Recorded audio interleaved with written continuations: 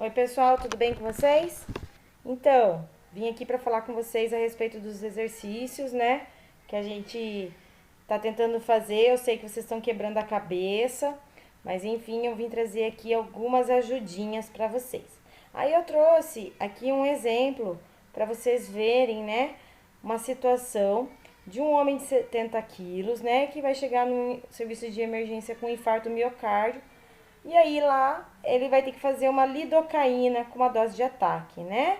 E aí eu coloquei aqui para vocês que considerando a concentração plasmática e o volume de distribuição da lidocaína, né, para a gente ter os cálculos. E aqui eu trouxe uma fórmula, e é essa fórmula aqui que vocês vão ter que utilizar no exercício de vocês, tá?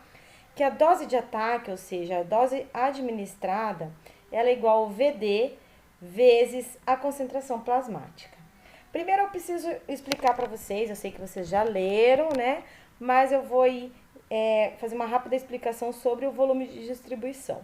Então, o volume de distribuição, o que ele significa, né? Ele dá, depois que o medicamento ele é absorvido e que ele chega na corrente sanguínea de um paciente, aí, num caso, né, a gente já vem estudando a absorção de medicamentos há algumas semanas, né? A gente vem falando sobre esse processo farmacocinético. Aí, então, o medicamento ele chega na corrente sanguínea do paciente e aí isso vai ter que chegar nos tecidos, né, para fazer o seu efeito. E a chegada nesses tecidos, ela vai ser dependente desse volume de distribuição.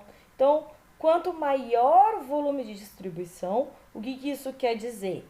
Quer dizer que o medicamento tem uma maior capacidade de se distribuir no organismo, ou seja, de atingir com maior facilidade os tecidos de um modo geral. E aí, a sua concentração plasmática, ela fica baixa, certo?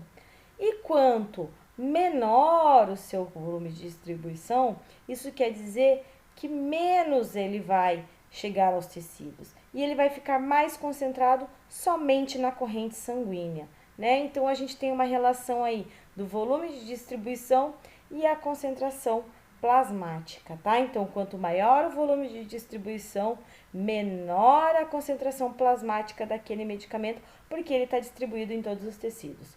Quanto menor o volume de distribuição, maior a concentração plasmática, porque ele vai estar concentrado, ele não conseguiu chegar nos tecidos, ele ficou só na corrente sanguínea. E isso, em alguns casos, é o desejável, né? Então, vai ser dependente de cada medicamento. E o volume de distribuição, ele tem uma relação aqui por quilo, né? Então, a gente precisa entender que quanto mais pesado ou mais leve o paciente, vai influenciar de como está distribuído também, né? A distribuição de um medicamento num corpo todo de um recém-nascido é diferente de uma distribuição de um medicamento no corpo todo de um jogador de basquete de 2 metros de altura, né? Então, a gente tem que entender que vai se distribuir diferentemente, ok? E aí, aqui eu coloquei, quando eu copiei isso aqui de um site, tá? Uma situação, e aí eu corrigi, porque a concentração plasmática, ela vai estar aqui, a gente fez o cálculo, né? Então, ficaria, na verdade, 10 miligramas por litro, e não 10 miligramas por ml, ok?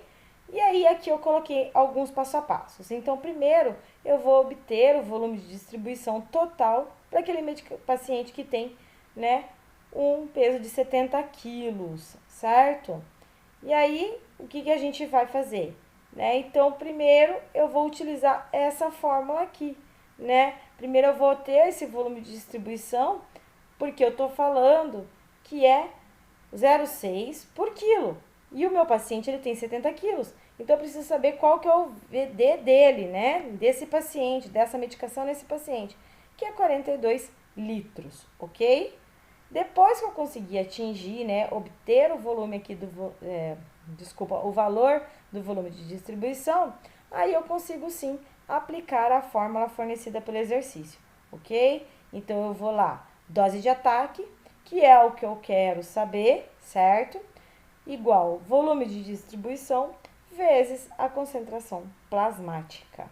E aí, eu vou ter, então, né, que dose de ataque vezes, é igual 42 vezes 10, e aí eu vou ter uma dose de ataque de 420 miligramas, ok? Consigo aplicar isso aqui no nosso exercício, onde eu tenho que para um paciente foi administrado 500 miligramas, ou seja, eu tenho a dose de ataque aqui, eu tenho o peso do meu paciente e eu tenho a concentração plasmática, né, logo que foi administrado.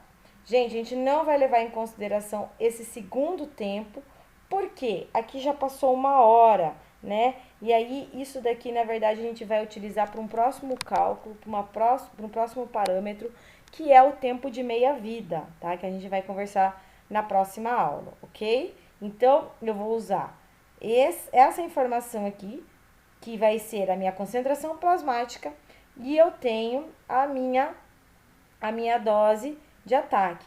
Lembrando que depois que eu obter, né, eu vou dar aqui o meu volume por distribuição a respeito do modo geral, do medicamento, né, e não do paciente. Então, eu vou dividir aqui, antes eu multipliquei, para eu ter aquela relação de litros por quilo, ok? Ficou claro?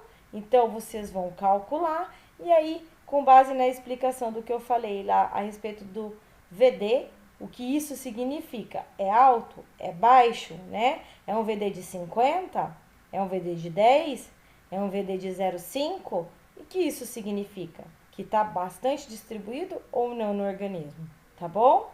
Outra coisa, aqui nesse outro, a gente vai fazer a mesma coisa para cada um dos fármacos. Eu tenho dose de ataque, tenho concentração plasmática. Consigo obter o VD de cada um desses medicamentos. Professora, não tenho peso, não tem problema. Vamos levar em consideração o valor por litro, então, né? Não litro por quilo, ok? E aí eu consigo julgando essas afirmativas e dizendo qual fármaco tem maior volume de distribuição e qual fármaco tem menor volume de distribuição. Certo, pessoal? Espero que eu tenha ajudado vocês. Se vocês precisarem de mais uma explicação, a gente faz novamente juntos, né? Desculpa a demora, mas tá aí.